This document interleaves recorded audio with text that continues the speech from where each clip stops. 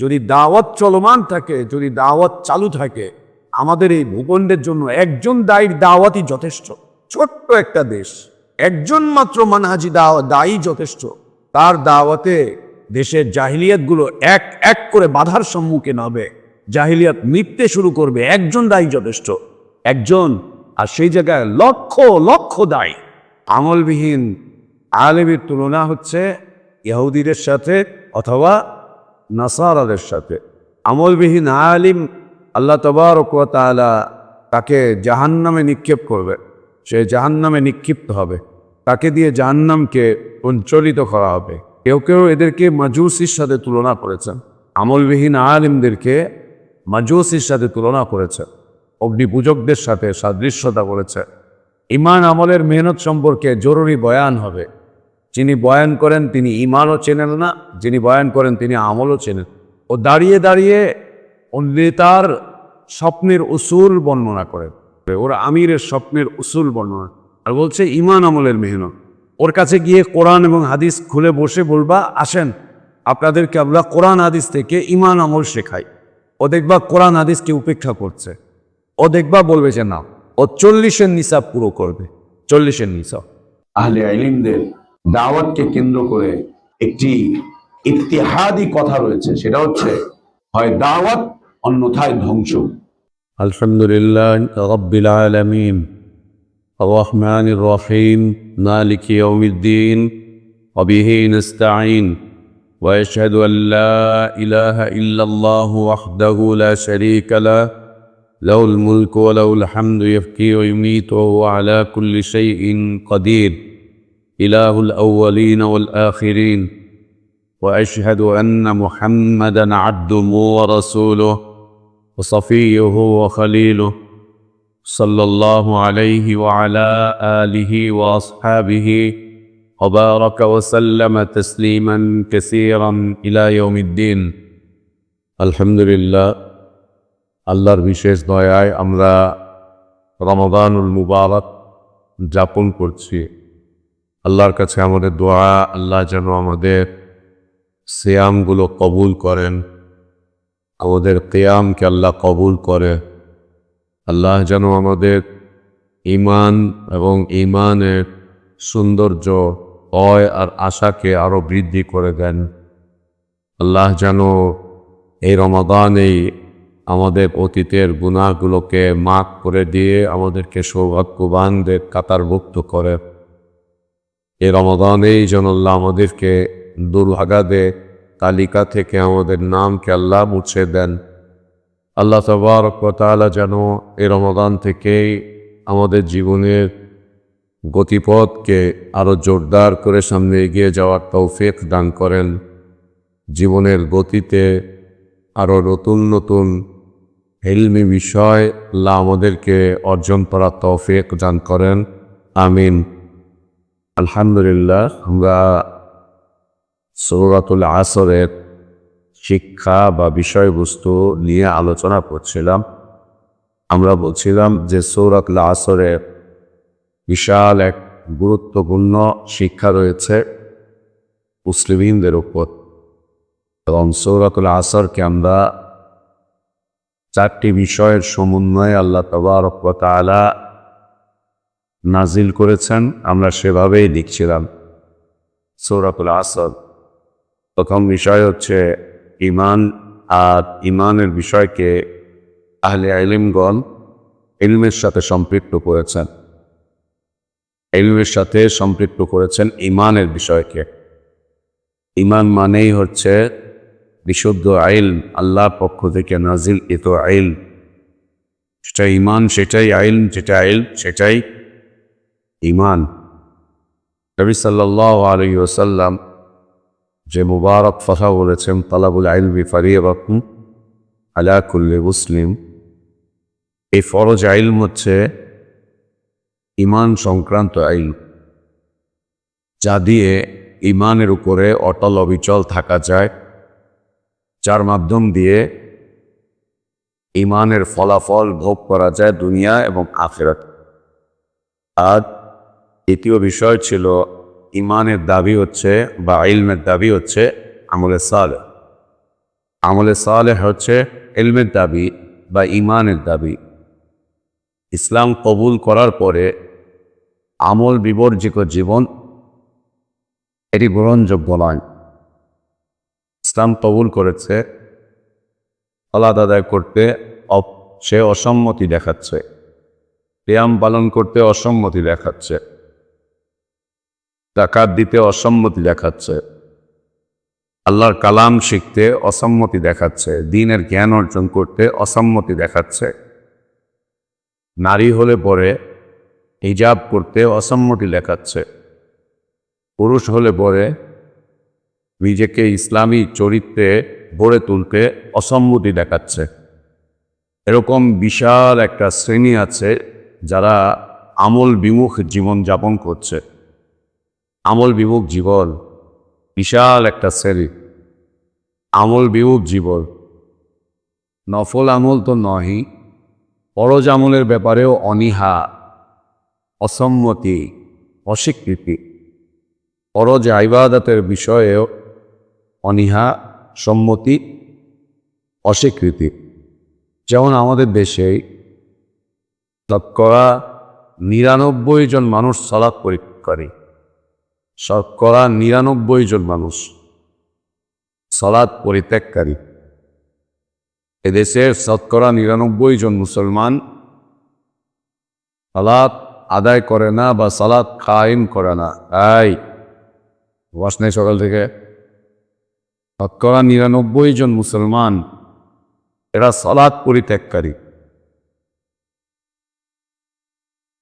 সালাতের সাথে সাথে বড় একটা অংশ যাকাত পরিত্যাগকারী। আর যাদের সালাত নাই তাদের কোনো দিনই নাই। যাদের সালাত নাই তাদের কোনো দিন নাই। সালাত হচ্ছে দ্বীনের মূল ভিত্তি, মূল স্তম্ভ। নবী সাল্লাল্লাহু আলাইহি ওয়াসাল্লাম বলেছেন, আস-সালাতু ইমাদুদ্দীন। ঈমান বা দ্বীনের মূল ভিত্তি, মূল স্তম্ভ সালাত। মান আকামাহা আকামাদ-দ্বীন ওয়া মান হাদামাহা হাদামাদ-দ্বীন। যে সালাত কায়েম করবে সে তার দ্বীনকে কায়েম রাখবে, দ্বীনকে প্রতিষ্ঠিত রাখবে। যে সালাত বিনষ্ট করে দিবে সে তার দ্বীনকে বিনষ্ট করে ফেলবে। যার সালাত নাই তার কোনো দ্বীন নাই। যার সালাত নাই ইসলামে তার কোনো অংশ নাই। যে সালাত কায়েম করে না, যে নারী বা যে পুরুষ, ইসলামে তার কোনোই অংশ নেই, কোনো অংশ নেই ইসলামে তার। ও ইসলামের কিছুই পাবে না যে সালাত পরিত্যাগকারী। সালাত পরিত্যাগকারীর ইসলামে কোনো অংশ নেই। শতকরা ৯৯ জন মানুষ, ৯৯ জন মুসলমান সালাত পরিত্যাগকারী, সালাত ছেড়ে দিচ্ছে। এর সাথে নারী হলে হিজাব ছেড়ে দিচ্ছে, হিজাবের কোনো সম্পর্ক নাই। এটা ইমানের দাবি না, ইলমের দাবি এটা না। যে আমল পরিত্যাগ করে জীবন যাপন করবে, আমল পরিত্যাগ করে জীবন যাপন করবে, দ্বীনি জীবন পার করবে আমল পরিত্যাগ করে, এটা ইলমের দাবি না, এটা ইমানের দাবি না। ইমান বা ইলমের দাবি হচ্ছে আমল করে যাওয়া। বিশাল এক শ্রেণী সারা দুনিয়াতেও ইসলামের নাম পরিচয় ব্যবহার করছে, ইসলামের নাম পরিচয় ব্যবহার করে দুনিয়াতে নানান সুযোগ সুবিধা ভোগ করছে, কিন্তু আল্লাহর বিধানগুলো মানতে তাদের অনেক অনীহা। আল্লাহর বিধান মানতেই চায় না। আল্লাহর বিধিবিধানগুলো তাদের জন্য কষ্টের কারণ। আল্লাহর বিধিবিধানগুলো তাদের জীবন যাপনের ক্ষেত্রে একরকম মুসিবতের কারণ, মুসিবতের কারণ হয়ে দাঁড়িয়েছে তাদের জন্য। এটা ইলমের দাবি না। ইলমের দাবি হচ্ছে আমল করে যাওয়া। আর আল্লাহ তাবারক ওয়া তাআলার সাথে ততক্ষণ পর্যন্ত বান্দার সম্পর্ক মজবুত থাকবে যতক্ষণ বান্দার মাঝে আল্লাহর দাসত্ব, আনুগত্য, ইবাদত বা আমলে সালেহ থাকবে। বান্দা যতক্ষণ পর্যন্ত আমলে সালেহ করবে, আল্লাহর দাসত্ব করবে, আনুগত্য করবে, ইবাদত করবে, ততক্ষণ পর্যন্ত আল্লাহর সাথে বান্দার সম্পর্ক মজবুত থাকবে। যখনই আল্লাহর দাসত্ব ছেড়ে দিবে, আনুগত্য ছেড়ে দিবে, ইবাদত ছেড়ে দিবে, আমলে সালেহকে পরিত্যাগ করবে, আল্লাহর সাথে বান্দার দূরত্ব বাড়তে থাকবে। একটা পর্যায়ে সম্পর্ক ছিন্ন হয়ে যাবে, সম্পর্ক ছিন্ন হয়ে যাবে। আর আল্লাহর সাথে যখন সম্পর্ক ছিন্ন হয়ে যায়, তখন আল্লাহ এই জাতির উপরে কাফের মুশরিকদেরকে, জালিমদেরকে মুসাল্লাত করে দেন। তখন কাফের মুশরিকরা, নাস্তিক, মুরতাদরা, জালিমরা এদের উপরে কর্তৃত্ব করে, নেতৃত্ব করে, যা আমরা দেখতে পাচ্ছি আজ সারা দুনিয়াতে। সারা দুনিয়াতে মুসলিমদের উপরে কুফাররা প্রভাব বিস্তার করে চলছে। মুসলিমদের উপরে কুফাররা তর্জনী নাড়াচ্ছে। মুসলিমদের উপরে কুফাররা যত ধরনের কর্তৃত্ব করার সব ধরনের কর্তৃত্ব করছে। এমনকি মুসলিমদের দুনিয়ার জীবনের পুরোপুরি নেতৃত্বের ভার এখন কাদের হাতে? কুফারদের হাতে। দুনিয়ার মুসলমানদের নেতৃত্বের ভার আজ কুফারদের হাতে। তারাই নেতৃত্ব দিচ্ছে মুসলিমদের জীবনের। অর্থনীতি ওদের হাতে, সমাজনীতি ওদের হাতে, পররাষ্ট্রনীতি ওদের হাতে, ব্যবসা বাণিজ্য নীতি সব ওদের হাতে, সংস্কৃতি ওদের হাতে, মুসলিমদের শিক্ষা দীক্ষা সব ওদের হাতে, মুসলিমদের চিন্তা চেতনা নীতি আদর্শ সব ওদের হাতে, কুফারদের হাতে, সব কুফারদের হাতে। এমনকি মুসলিমদের শিক্ষা ব্যবস্থাটাও আজ কুফারদের হাতেই চলে গিয়েছে। সামান্য একটু ছিটা ফোটা একটুখানি টিকে আছে, একটুখানি টিকে আছে, বাকি সব ওদের হাতে চলে গিয়েছে। একটুখানি ছিটা ফোটা টিকে আছে।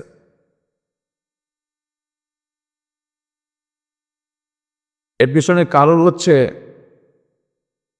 ইবাদত বহির্ভূত জীবন, আমল বহির্ভূত জীবন, ইবাদত বিমুখ জীবন, ইবাদত বিমুখ জীবন। বান্দা যত বেশি আল্লাহর দিকে ঝুঁকে পড়বে, বান্দা যত বেশি আল্লাহর ইবাদতে অবনত হবে, যত বেশি আল্লাহর ইবাদতে নিজের জীবনকে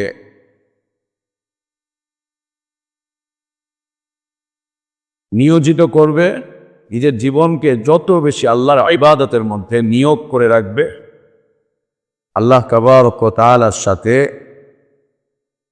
বান্দার সম্পর্ক তত মজবুত হবে, তত মজবুত হবে।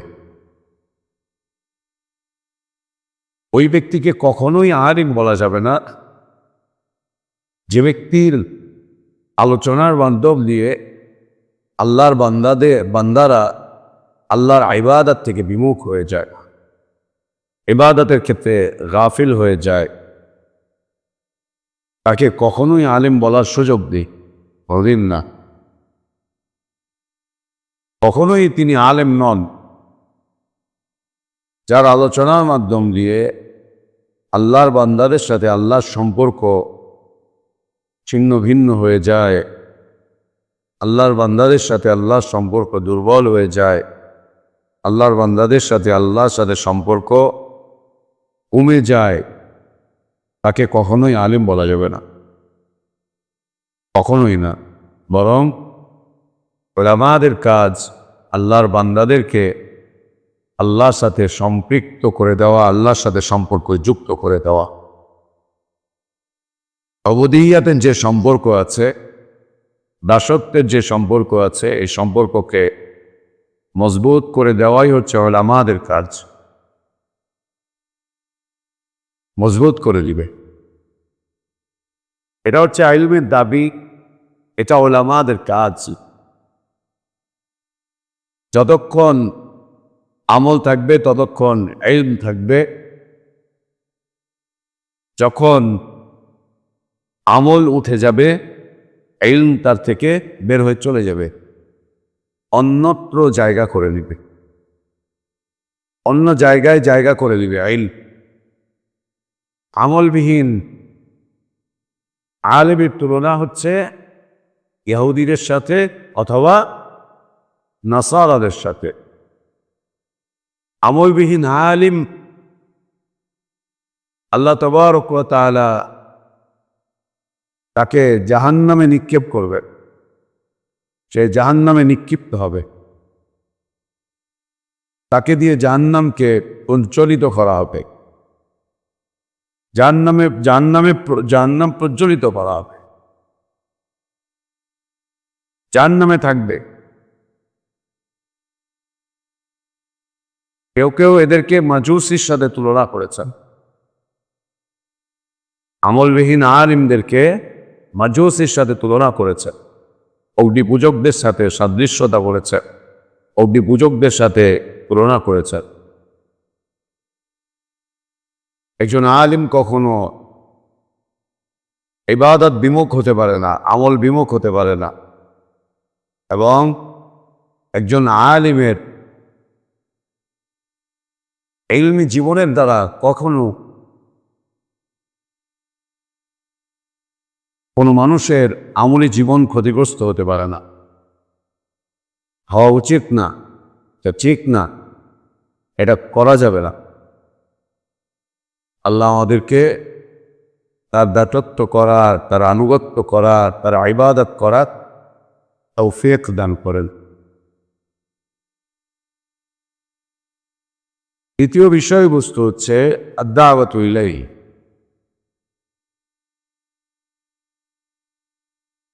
আল্লাহর রাস্তায় দাওয়াত দেওয়া, আল্লাহর দিকে মানুষকে আহ্বান করে যাওয়া। আদ-দাওয়াতু ইলাইহি, আল্লাহর দিকে মানুষকে আহ্বান করা, আল্লাহর দিকে মানুষকে ডাকা। দাওয়াত মানেই হচ্ছে আল্লাহর দিকে আহ্বান করবে, কোনো দলদলীয়তার দিকে না, কোনো মত আর পথের দিকে না, কোনো তরিকা আর মাযহাবের দিকে না, কোনো তন্ত্র আর মন্ত্রের দিকে না, কোনো মতাদর্শের দিকে না। দাওয়াত দিবে বা ডাকবে তো আল্লাহর দিকে ডাকবে, আল্লাহর পথে ডাকবে, আল্লাহর দিকে আহ্বান করবে, আল্লাহর রাস্তায় আহ্বান করবে, কোনো দলের দিকে না, কোনো মতের দিকে না, কোনো পথের দিকে না, কোনো তন্ত্র মন্ত্রর দিকে না, কোনো ইজামের দিকে না, কোনো মাযহাবের দিকে না, কোনো সংগঠনের দিকে না, কোনো ফিরকাবন্দির দিকে না, কোনো হিজবিয়াতের দিকে না, ফিরকাবন্দির দিকে না, কোনো হিজবিয়াতের দিকে না, কোনো দল এবং সংগঠনের দিকে না, বিলকুল না। উম্মতে ইসলামকে কোনো দাওয়াতের মাধ্যম দিয়ে বিক্ষিপ্ত এবং বিচ্ছিন্ন করার কোনো সুযোগ নেই, বিক্ষিপ্ত করার, বিচ্ছিন্ন করার কোনো সুযোগ নেই, কোনো সুযোগ নেই। আল্লাহর দিকে ডাকবে, আল্লাহর পথে আহ্বান জানাবে, যাকে সংক্ষিপ্ত আকারে আরবি পরিভাষায় বলা হয় মিন ইবাদাতিল ইবাদ ইলা রাব্বিল ইবাদ, মিন ইবাদাতিল ইবাদ ইলা রাব্বিল ইবাদ। বান্দাকে আল্লাহর দিকে আহ্বান করবে, আল্লাহর বান্দাদেরকে আল্লাহর দিকে ডাকবে, আল্লাহর দিকে ডাকবে আল্লাহর বান্দাদেরকে। আল্লাহর দিকে আহ্বান করবে, আল্লাহর বান্দাদেরকে, অন্য কোনো দিকে না। এক্ষেত্রে পৃথিবীর মুসলিমিনগণ বিভ্রান্তির পথে এগিয়ে চলছে, বিভ্রান্তির পথে, ও বড় ধরনের বিভ্রান্তির পথে। তাকে মাযহাবের দিকে নাম নিচ্ছে দ্বীনের দাওয়াত, প্রতিষ্ঠা করে মাযহাব, প্রতিষ্ঠা করে তন্ত্র, প্রতিষ্ঠা করে মন্ত্র, প্রতিষ্ঠা করে ইজম, প্রতিষ্ঠা করছে দল এবং সংগঠন, দল এবং সংগঠনকে কায়েম করছে, তাকে দাঁড় করাচ্ছে, আর নাম নিচ্ছে দ্বীনের দাওয়াত, নাম নিচ্ছে দ্বীনের দাওয়াত। কামাই করছে দুনিয়া, নাম নিচ্ছে আল্লাহর রাস্তায় দাওয়াত, দাওয়াতি কাজ করছি, দাওয়াতি কাজ করছি। কামাই করছে দুনিয়া, তৈরি করছে দল, প্রতিষ্ঠা করছে মত, দল তৈরি করছে, মতকে প্রতিষ্ঠা করছে, উম্মাতকে বিভক্ত বিচ্ছিন্ন করছে, বিভ্রান্ত করে দিক বিদিক ছুটিয়ে দিচ্ছে উম্মতে ইসলামকে। বিভ্রান্তির দাওয়াত, বিচ্ছিন্নতার দাওয়াত, বিক্ষিপ্ততার দাওয়াত, তরিকা মত পদকে প্রতিষ্ঠার দাওয়াত, নিজস্ব দুনিয়ার স্বার্থ সিদ্ধির দাওয়াত, আর নাম নিচ্ছে আল্লাহর রাস্তার দাওয়াত, নাম নিচ্ছে আল্লাহর পথের দাওয়াত। তৈরি করছে দলীয় মতবাদ, প্রতিষ্ঠা করছে পীরবাদ এবং সুফিবাদের মতো নেককারজনক বিষয়বস্তু, সভাপতিতন্ত্র, চেয়ারম্যান তন্ত্র, আমির তন্ত্র, এই তন্ত্রমন্ত্র প্রতিষ্ঠা করছে, আর নাম নিচ্ছে আল্লাহর দিকে দাওয়াত, আল্লাহর রাস্তায় দাওয়াত। আর এই দাওয়াতগুলো পরিচালনা করতে গিয়ে আল্লাহ শরিয়াতকে লঙ্ঘন করছে, নবী সাল্লাল্লাহু আলাইহি ওয়াসাল্লামের আদর্শকে উপেক্ষা করছে, খুব উপেক্ষা করছে, অনেক উপেক্ষা করছে। এর মাধ্যম দিয়ে ব্যক্তিকে প্রতিষ্ঠা করছে, দলীয় চিন্তাকে প্রতিষ্ঠা করছে, দলীয় চেতনাকে প্রতিষ্ঠা করছে এর মাধ্যম দিয়ে, অথবা আরো কিছু নাম নিচ্ছে, দাওয়াতি কাজ করছে, মানুষকে দাওয়াত দিচ্ছে, মানুষকে দাওয়াত দিচ্ছে। সুবহানাল্লাহ। এবং কর্মসূচি, কর্মকাণ্ড যা নিচ্ছে সব দেখা যাচ্ছে কুফফারদের থেকে নেওয়া, কুফফারদের থেকে নেওয়া।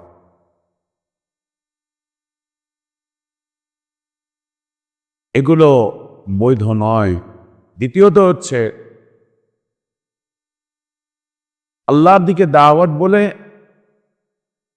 বিভ্রান্তির পথের দিকে নিয়ে যাচ্ছে, মানুষের ঈমান আমলকে ধ্বংস করছে। যেমন আমরা আমাদের দেশের মসজিদগুলোতে একটা গ্রুপকে দেখতে পাই, নামাজের পরে দাঁড়িয়ে একজন এলান করে, এলান শুনি ভাই, এলান শুনি, একটি জরুরি এলান, বাকি নামাজ বাদ ঈমান আমলের মেহনত সম্পর্কে জরুরি বয়ান হবে,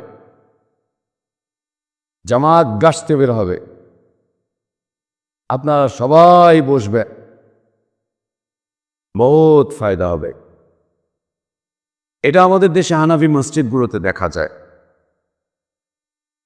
এবং অজ্ঞ আহলে হাদিস মসজিদগুলোতেও এর প্রভাব বিস্তার হয়ে চলছে। অজ্ঞ আহলে হাদিস মসজিদ, সেখানে এর প্রভাব বিস্তার হয়ে চলছে খুব বেশি। ঈমান আমলের মেহনত সম্পর্কে জরুরি বয়ান হবে, যিনি বয়ান করেন তিনি ঈমানও চেনেন না, যিনি বয়ান করেন তিনি আমলও চেনেন না। ও দাঁড়িয়ে দাঁড়িয়ে ও নেতার স্বপ্নের উসুল বর্ণনা করে, নেতার স্বপ্নের উসুল বর্ণনা করে, ওর আমিরের স্বপ্নের উসুল বর্ণনা করে, আর বলছে ঈমান আমলের মেহনত। ওর কাছে গিয়ে কোরআন এবং হাদিস খুলে বসে বলবা, আসেন আপনাদেরকে আমরা কোরআন হাদিস থেকে ঈমান আমল শেখাই। ও দেখবা কোরআন হাদিসকে উপেক্ষা করছে। ওদেরকে বলবা, আসেন ঈমান আমল চলেন মাদ্রাসাগুলো শিক্ষা প্রতিষ্ঠান ওখানে গিয়ে শিখি। ও দেখবা বলবে যে না, ও 40-এর নিসাব পুরো করবে, 40-এর নিসাব। আজীব উত্তর করে। এদেরকে যে জিজ্ঞেস করো আপনারা কি করছেন, বলবে আমরা মানুষকে আল্লাহর দিকে ডাকছি। দ্বিতীয় প্রশ্ন করো যে আল্লাহর দিকে ডাকতে হতে ইলম দরকার, জ্ঞান দরকার। আমি তো জানি আপনি জেনারেল শিক্ষায় শিক্ষিত, প্রাতিষ্ঠানিকভাবে অথবা ব্যক্তিগতভাবে কোনো আলিমের সহবতে থেকে আপনাকে দিন শিক্ষার কোনো অবস্থানে আমি পাইনি। আপনি কি জ্ঞান অর্জন করেছেন দিনের জ্ঞান? তখন চট করে বলবে যে আমরা শিখতে এসেছি, দাওয়াত শিখতে এসেছি। তো শিখতে এসেছেন তো চলেন ওলামাদের কাছে যাই। এখানে কার কাছে শিখছেন? বলছে আমরা নিজেরা নিজেদের কাছে শিখতেছি।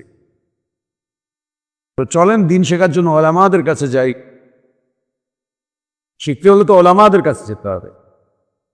তোমার ইচ্ছে যদি হয় তুমি বিমান চালানো শিখবে, বিমানও 3 চাকার উপরে চলে। বিমানের পিছনে 2টা চাকা, সামনে একটা চাকা, রিক্সার মতো অথবা ভ্যান গাড়ির মতো অথবা স্কুটারগুলোর মতো। তুমি একটা সাদৃশ্যতা দেখবা যে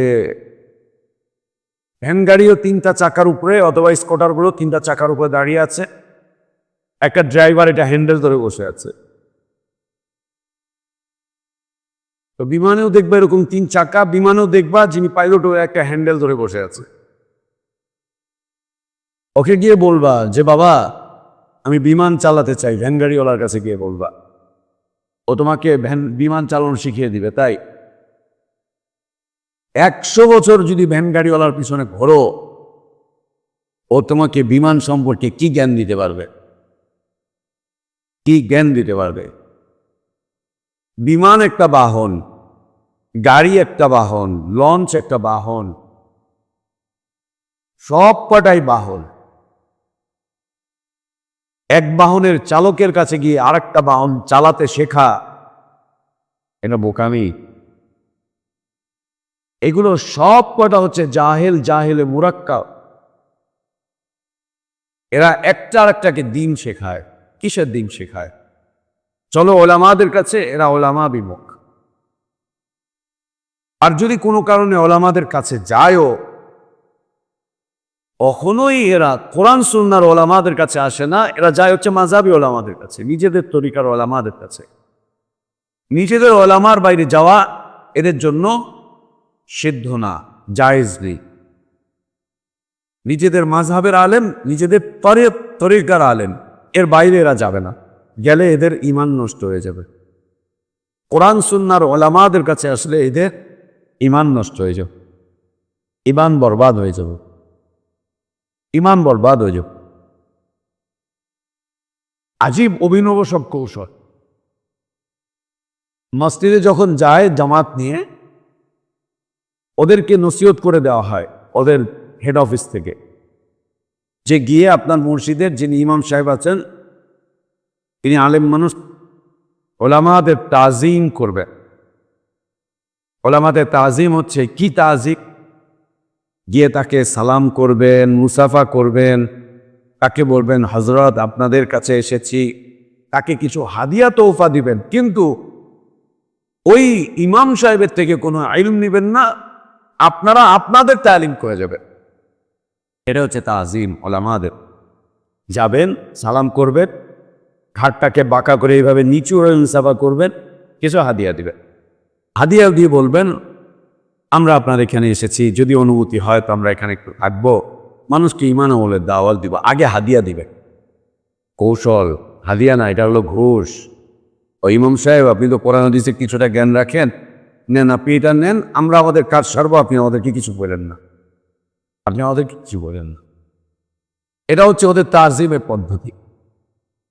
কোনো মসজিদে গিয়ে যদি এমন অবস্থার মুখে পড়ে যে ইমাম সাহেব বলতেছে আপনারা কেন এসছেন, বলছে আমরা দাওয়াত দিতে এসছি মানুষকে, তো দাওয়াত দেওয়া তো এটা ওলামাদের কাজ। বলছে হ্যাঁ হ্যাঁ ওলামারাই করবে, তো আমরা দাওয়াত শিখতে এসছি।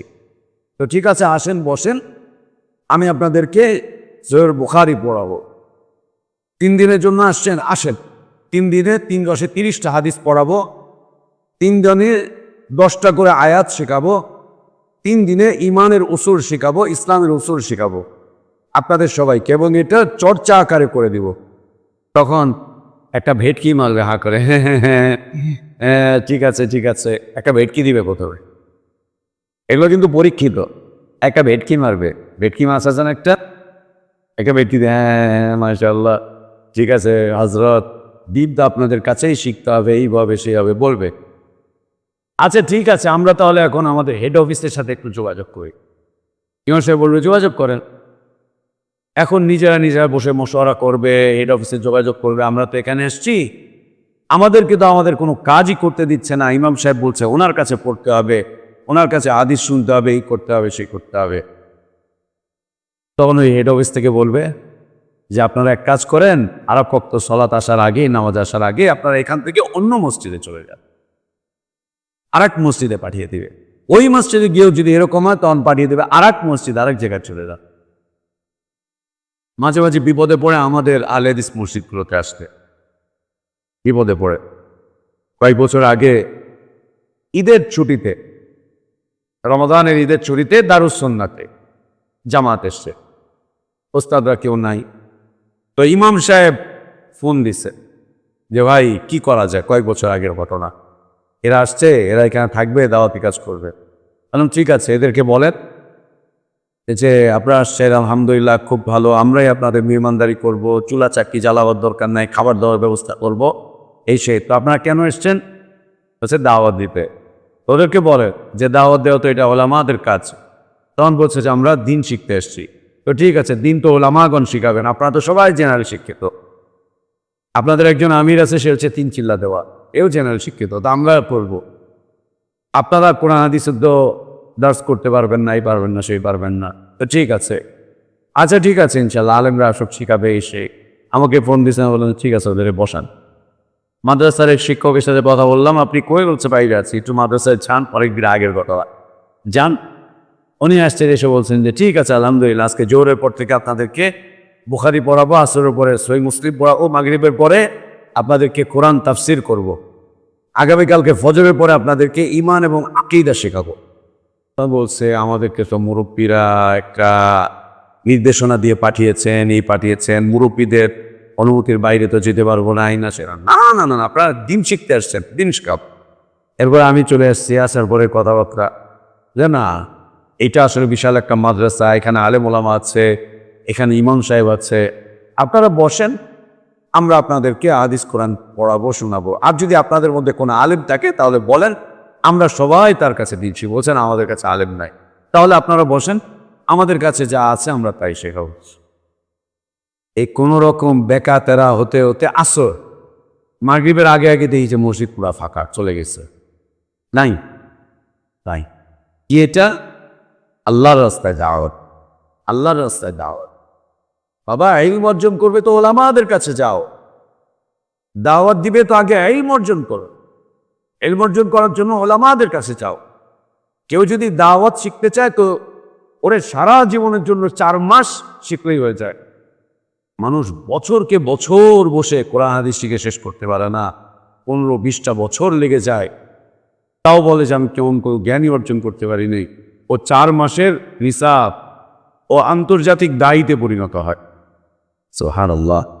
না, আদ-দাওয়াতু ইলাইহি, আদ-দাওয়াতু ইলাইহি, আল্লাহর রাস্তায় দাওয়াত দিচ্ছে।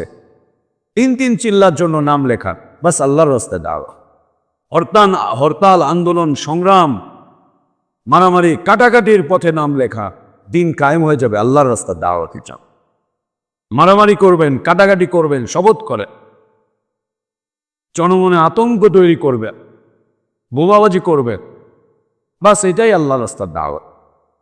আজে বাজে সব কিছু আল্লাহর রাস্তায় দাওয়াতের নামে দল তৈরি করছে, মত প্রতিষ্ঠা করছে, গায়রুল্লাহর পথে আন্দোলন আর সংগ্রাম করছে। আইয়াসেন কি করিস তুই ওস্তাদের পাশে বসে? এখানে সামনে, এখানে আদ-দাওয়াতু ইলাইহি, আল্লাহর রাস্তায় দাওয়াত। দাওয়াতের মাধ্যম দিয়ে দিন জিন্দা হয়, দাওয়াতের মাধ্যম দিয়ে দিন জিন্দা হয়, দিন জিন্দা হয় এবং দিন জিন্দা থাকে।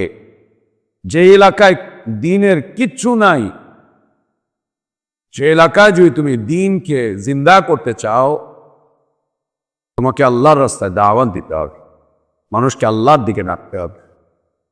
আর যে এলাকায় তুমি দাওয়াত নিয়ে গিয়েছ, যদি চাও যে এলাকায় দিন জিন্দা থাকো, তাহলে অবধারিত যে এই দাওয়াতি বিষয়বস্তু সেখানে চলমান রাখতে হবে, ইলমের ভিত্তিতে চলমান রাখতে হবে। দিন জিন্দা হয় দাওয়াতের মাধ্যমে। যেখানে দাওয়াত বন্ধ হয়ে যায়, যেখানে ফিরাউনের মতো ব্যক্তিরা তৈরি হয়, ফিরাউনের মতো ব্যক্তিরা তৈরি হয়, ফিরাউনের মতো ব্যক্তিরা তৈরি হয়। আমাদের দেশে এত দাওয়াত চলতেছে, এত দিনের দাওয়াত চলতেছে, তো এত জাহিলিয়াত বাড়ছে কেন? যেখানে দিনের দাওয়াত শুরু হবে সেখান থেকে জাহিলিয়াত মিটে যাবে, ধীরে ধীরে ধীরে ধীরে জাহিলিয়াত মিটবে। নতুন নতুন জাহিলিয়াত জন্ম নিচ্ছে কেন?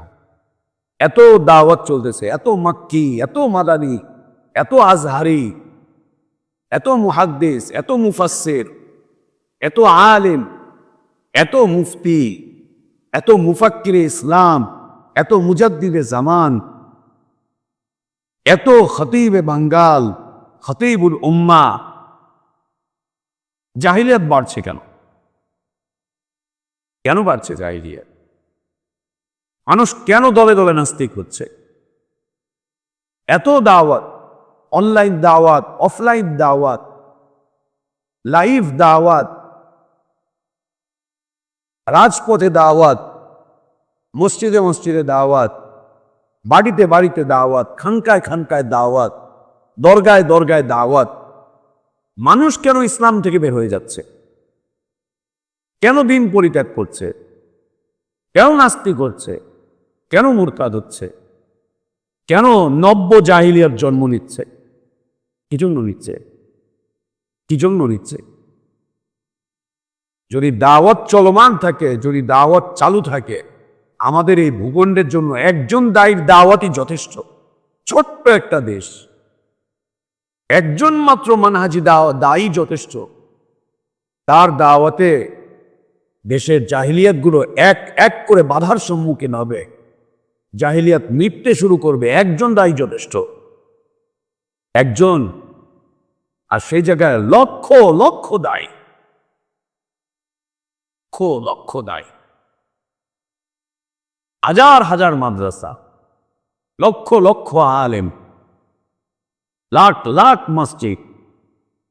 জাহিলিয়াত কেন জন্ম নিচ্ছে? নতুন নতুন জাহিলিয়াত, নতুন জাহিলিয়াত কেন জন্ম নিচ্ছে? মুসলিমের সন্তানরা কেন মুরতাদ হয়ে যাচ্ছে? মুসলিমের সন্তানরা কেন নাস্তিক হচ্ছে? কি জন্য নাস্তিক হচ্ছে? কেন মুরতাদ হচ্ছে?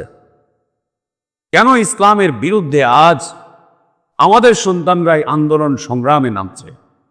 কেন? কি জন্য? আমাদের সন্তানরা কেন আজ নাস্তিকতার পথের দায়ী হচ্ছে? ইসলাম বিদ্বেষী পথের দায়ী কেন হচ্ছে? জাহিলিয়াত কেন নতুন নতুন রূপ নিয়ে প্রতিষ্ঠা লাভ করছে? কেন লাভ করছে? কি জন্য লাভ করছে? যদি মানহাজি দায়ী থাকে, এই ছোট্ট ভূখণ্ডের জন্য একজন দায়ী যথেষ্ট। একজন ইবনে তাইমিয়া এই বিশাল ভূখণ্ডে কাজ করেছে। একজন মুহাম্মদ বিন আব্দুল ওয়াহাব রহমতুল্লাহ আলাইহি, একজন মানহাজি দায়ী যদি একজন থাকে, তার দাওয়াতের প্রভাবে জাহিলিয়াতগুলো থরথর করে কাঁপে, জাহিলিয়াতগুলো চিন্তায় পড়ে যায়। মানহাজি দায়ী যদি থাকে, জাহিলিয়াতের খানকা, দরগা, আখড়াগুলোতে আঘাত লাগতে শুরু করে। যদি মানহাজি দায়ী থাকে, দায়ী নাই তো দাওয়াত আসবে কোত্থেকে? দায়ী যদি না থাকে তো দাওয়াত আসবে কোত্থেকে? দাওয়াত আসবে কোত্থেকে? আল্লাহ তাবারক ওয়া তাআলা আগে দায়ী নিযুক্ত করেছেন মুহাম্মদ সাল্লাল্লাহু আলাইহি ওয়াসাল্লামকে। অতঃপর আল্লাহ তাবারক ওয়া তাআলা রাসূলুল্লাহ সাল্লাল্লাহু আলাইহি ওয়াসাল্লামকে আদেশ করছেন, উদউ ইলা সাবিলি রাব্বিকা বিল হিকমাতি ওয়াল মাউইযাতিল হাসানাহ ওয়াজাদিলহুম বিল্লাতী হিয়া আহসান। তার দাওয়াত নিয়ে যখন চতুর্দিকে আলোচনা, পর্যালোচনা, সমালোচনা, গুঞ্জন, বাধা বিপত্তি তৈরি হলো, যখন নানান মন্তব্য শুরু হয়ে গেল, তাকে নিয়ে প্রশ্ন করতে শুরু করলো, যখন তার দাওয়াত প্রশ্নের সম্মুখীন হলো, আল্লাহ তাবারক ওয়া তাআলা তার জবান দিয়ে তাকে আবার বলাচ্ছেন, কুল হাযিহি সাবিলি আদউ ইলাল্লাহ, হাযিহি সাবিলি আদউ ইলাল্লাহ। তোমরা চিন্তা করতে চাও না, তোমাদের ক্ষমতা দখল করা আমার দাওয়াতের উদ্দেশ্য না, তোমাদের নেতৃত্ব দখল করা এটা আমার উদ্দেশ্য না, তোমাদের কর্তৃত্ব দখল করা এটাও আমাদের উদ্দেশ্য না, তোমার সম্পদ দখল করা এটাও আমার উদ্দেশ্য না। আমার উদ্দেশ্য তোমাদের সাথে কিচ্ছু না। আমার উদ্দেশ্য একটাই, মানুষকে আল্লাহর দিকে ডাকে। এটা হচ্ছে দায়ী, এই হচ্ছে দায়ী। হাদিহি সাবিলি আদউ ইলাল্লাহ, এটা আমার প্ল্যাটফর্ম, আমি এখানে দাঁড়িয়ে মানুষকে আল্লাহর দিকে ডাকি, আল্লাহর দিকে ডাক। যদি দায়ী একজন থাকে একটা ভূখণ্ডে, এর প্রভাব জাহিলিয়াতের সব কটা আখড়াতে গিয়ে পড়ে। প্রত্যেকটা জাহিলিয়াত তখন চিন্তার মধ্যে পড়ে যায়, প্রত্যেকটা জাহিলিয়াত তখন ভাবনার মধ্যে পড়ে যায়। জাহিলিয়াতের আখড়াগুলো থেকে মানুষ তখন এক এক করে বের হয়ে আসতে শুরু করে। আর এখন এমন দাওয়াত চলতেছে যে মানুষ ইসলাম ছেড়ে দিয়ে জাহিলিয়াতের দিকে ঢুকতেছে, সেই দিকে আকৃষ্ট হচ্ছে, সেই দিকে ঝুঁকে যাচ্ছে। কেন?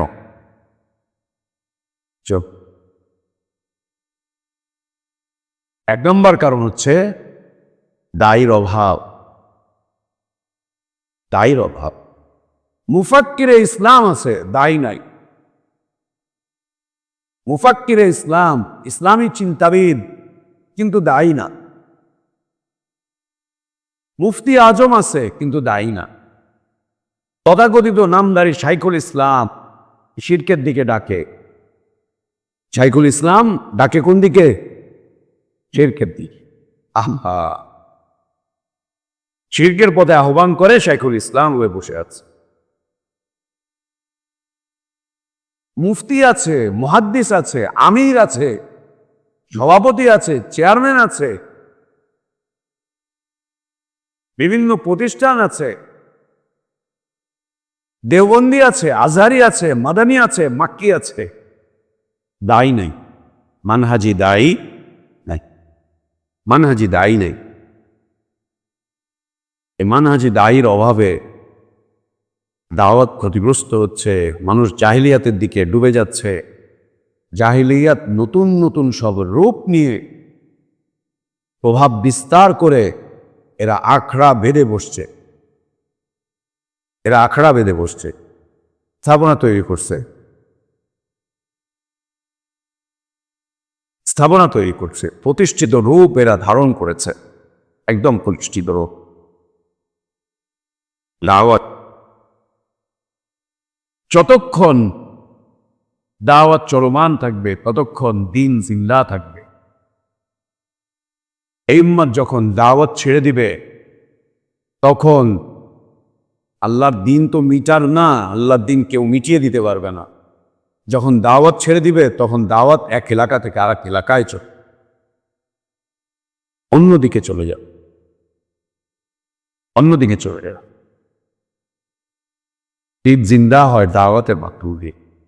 এজন্য আহলে ইলমদের দাওয়াতকে কেন্দ্র করে একটি ইজতিহাদি কথা রয়েছে, সেটা হচ্ছে হয় দাওয়াত অন্যথায় ধ্বংস, হয় দাওয়াত অন্যথায় ধ্বংস, অন্যথায় ধ্বংস, হয় দাওয়াত অন্যথায় ধ্বংস, অন্যথায় ধ্বংস।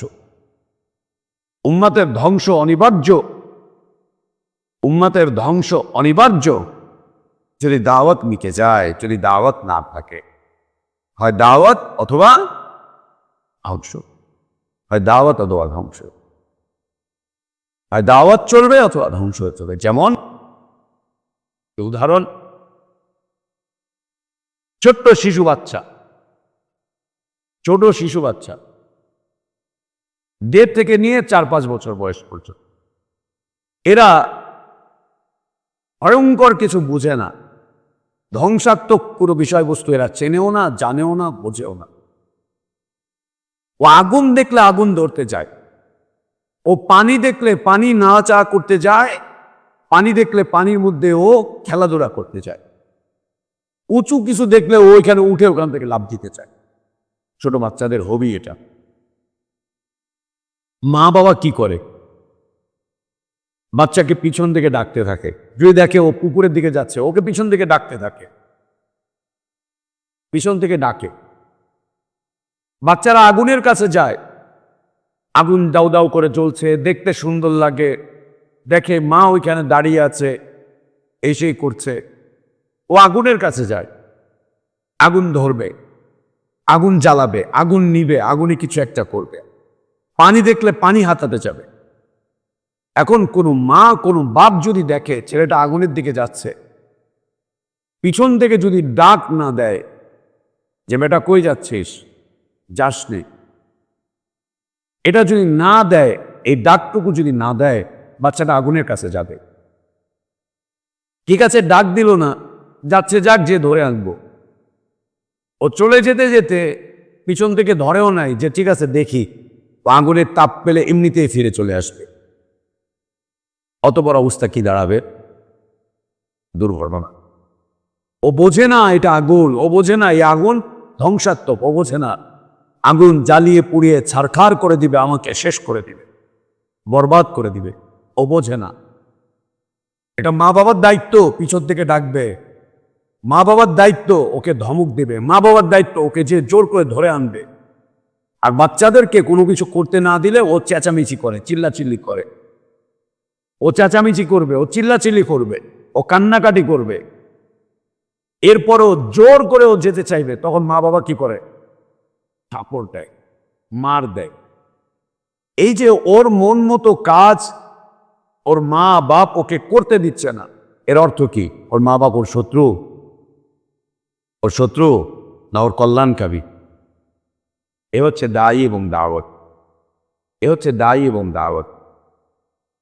আমরা অনেক ছোট ছোট বাচ্চাদের কথা গ্রামে গঞ্জে শুনতে পাই, পুকুরে পড়ে মরে গেছে, 2 দিন পরে ডোবায় লাশ পাওয়া গেছে, বাড়ির পাশের ডোবায় পুকুরে লাশ ভেসে উঠছে, বাচ্চাকে খুঁজে পায় না, মাইকে এলান করছে, এই করছে সেই করছে, 2 দিন পরে পুকুরে লাশ ভেসে উঠছে। কেন? এ বাচ্চাকে দেখার কেউ ছিল না, ও নিজের অজান্তেই কখন বের হয়ে চলে গিয়েছে পুকুর পাড়ে, পড়ে গেছে, ও আর উঠে সারতে পারে না, ও আর উঠে সারতে পারে না। এবং ঢাকা শহরে মাঝে মাঝে দেখা যায় বাথরুমের বালতির ভিতরে বাচ্চা ডুবে মরে পড়ে আছে। বাথরুমে যে বড় বড় বালতিগুলো আছে, বালতিতে পানি ভরা, গেট খোলা ছিল, মা বাপ ওদিকে কোনো কাজ টাজ করতেছিল, বাচ্চা কখন হেঁটে হেঁটে হেঁটে এসে এটার মধ্যে এসে পানি নাড়াচাড়া করতে করতে বালতির মধ্যে পড়ে গেছে, ও আর উঠতে পারে নাই, ওটার মধ্যে লাশ পড়ে আছে। এটা ঢাকা শহরের চিপ, মাঝে মাঝেই শোনা যায়। কেন? মা ওর দিকে খেয়াল করা বন্ধ করে দিয়েছে। মা ওর ডুবে মরার জন্য বালতি ওখানে প্রস্তুত করে রেখে দিয়েছে, ওর ডুবে মরার যে আসবাব এটা মা ওখানে প্রস্তুত করে রেখেছে। ওকে পিছন থেকে ডাকেনি, ওর দিকে খেয়াল করেনি, ওকে সাবধান করেনি। ও পানিতে ডুবেছে, পুকুরে হোক অথবা বালতিতে, ড্রামে হোক, ডুবেছে। গ্রামে গঞ্জে দেখা যায় মাটির চুলা, লাকড়ির চুলা, রান্না বান্না করে মা আর ওখানে পানি দিয়েও তাকে নিভায়নি, ও চলে এসছে মা। কোন সময় বাচ্চা কোন দিক থেকে যে ওর মধ্যে আগুনের মধ্যে পাড়া দিয়ে দিয়েছে, আগুনের মধ্যে পড়ে গিয়েছে, অঙ্গহানি হলো অথবা পুড়ে শেষ হয়ে যাচ্ছে, ছারকার হয়ে যাচ্ছে, ছারকার হয়ে যাচ্ছে। কেন? অসাবধানতা। পিছন থেকে যদি মা বাপ এইভাবে করে সন্তানদেরকে সাবধান করে, এভাবে যদি সন্তানদেরকে দেখে রাখে, তো এই দুর্ঘটনাগুলো ঘটবে না। এরা হচ্ছে উম্মতের দায়ীদের কাজ। দেখতে পাচ্ছে এরা জাহান্নামের দিকে যাচ্ছে, দেখতে পাচ্ছে এরা আল্লাহর রাস্তা ছেড়ে দিচ্ছে, দেখতে পাচ্ছে এরা পথভ্রষ্ট হয়ে যাচ্ছে, দেখতে পাচ্ছে এরা ক্ষতির দিকে চলে যাচ্ছে, দেখতে পাচ্ছে সব কিছু। দেখেও আমাকে টাকা দিবেন না, আমি কেমনে যাব? টাকা দেন, টাকা ছাড় চলে, টাকা দেন। টাকা দিবেন না তো আমি কি করব? আমার খাওয়া দাওয়া লাগে না, আমার গাড়ি ভাড়া লাগে না, টাকা দিবেন না তো কেমনে করব? এক্ষেত্রে মা বাবার ভূমিকা যেমন পরিবারে, দায়ীদের ভূমিকা হবে তার চাইতেও বেশি অগ্রণী। মা বাপ কি করে? নিজে না খেয়ে সন্তানের জন্য খাবারটাকে উঠিয়ে রাখে, নিজের আরাম আয়েশ ছেড়ে দিয়ে সন্তানদের আরামের ব্যবস্থা করে।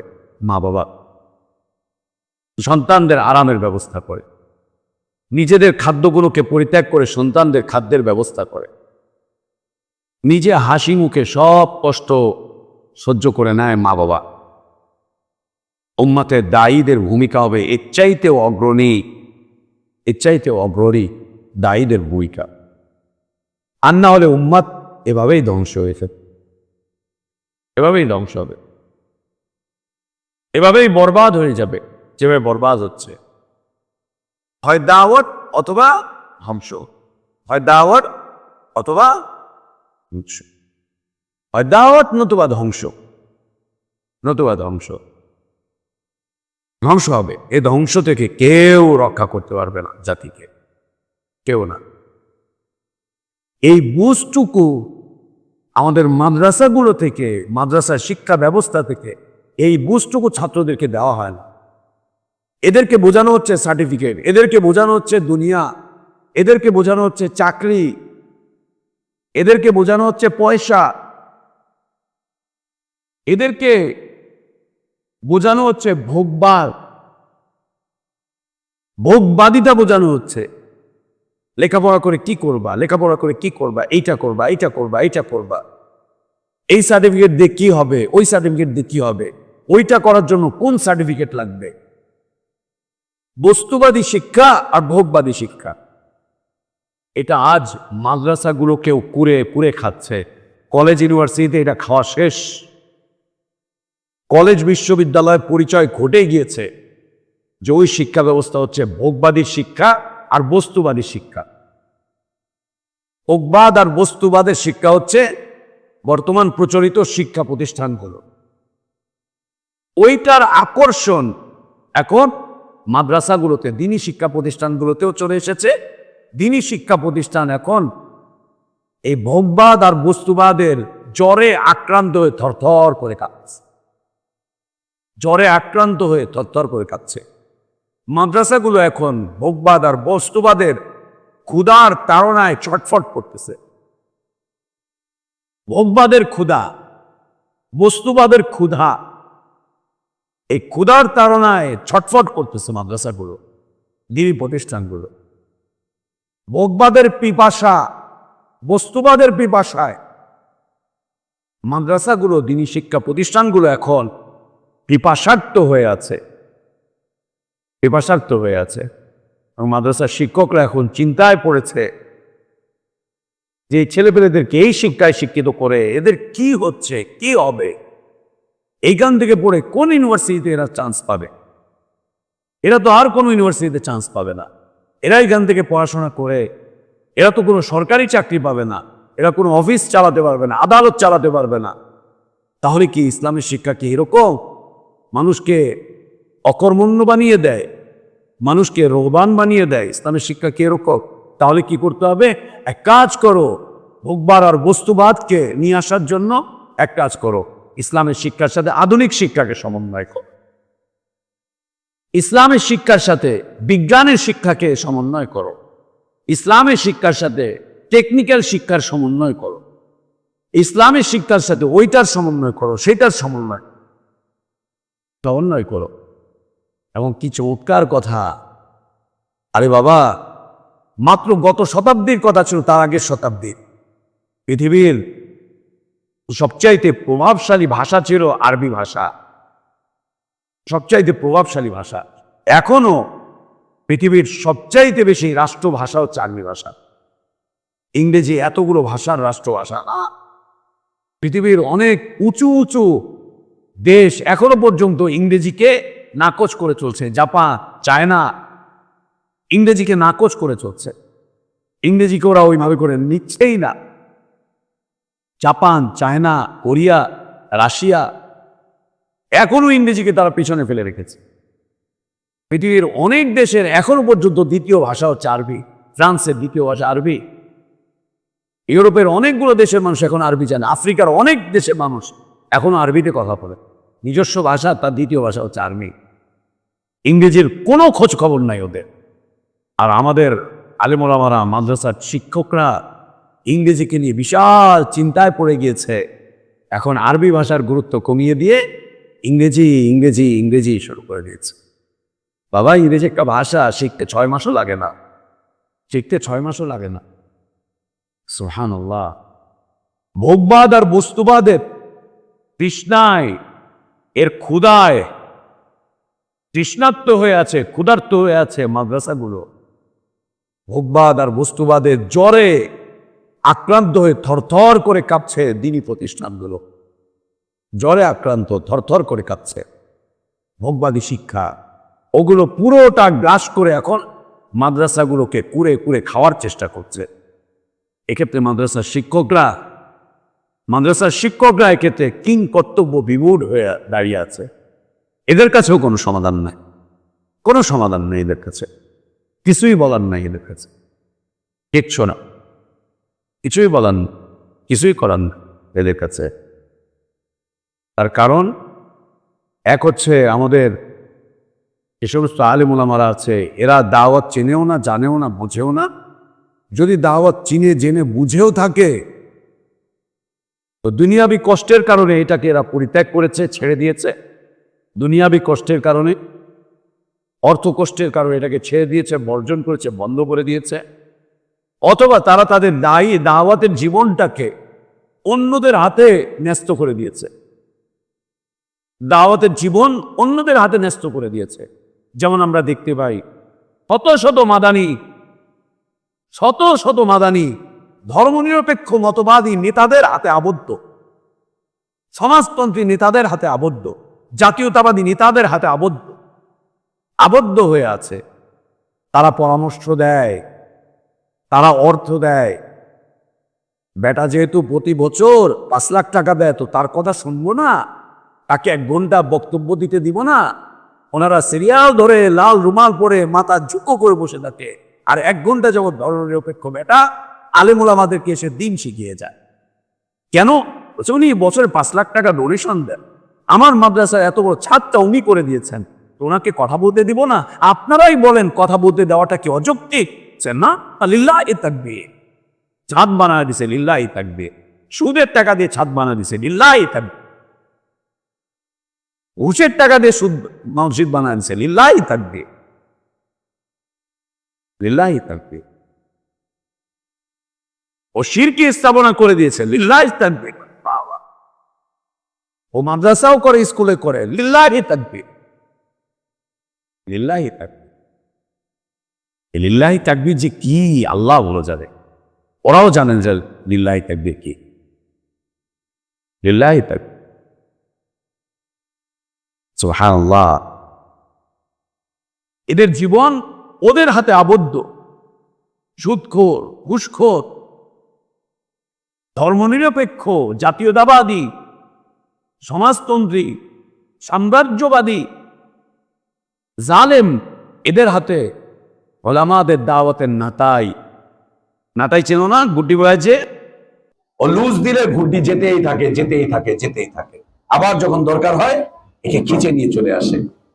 এই হচ্ছে আমাদের ওলামাদের জীবন। নাটাই ছেড়ে দিয়েছে অন্যের হাতে। যাদের হাতে নাটাই ছেড়ে দিয়েছে এরা হচ্ছে কমিটি, এরা হচ্ছে কমিটি।